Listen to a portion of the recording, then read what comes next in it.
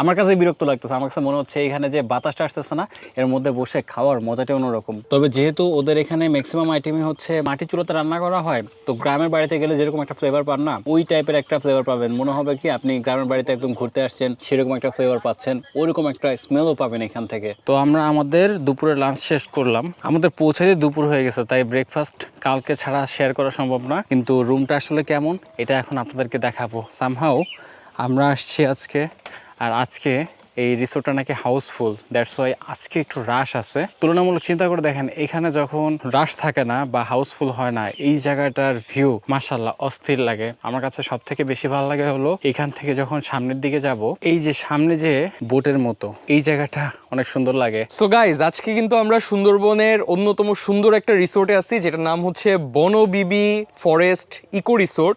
so আমার পিছনে আপনারা যে ডুপ্লেক্স ভিলাটা দেখতে পাচ্ছেন, এটা কিন্তু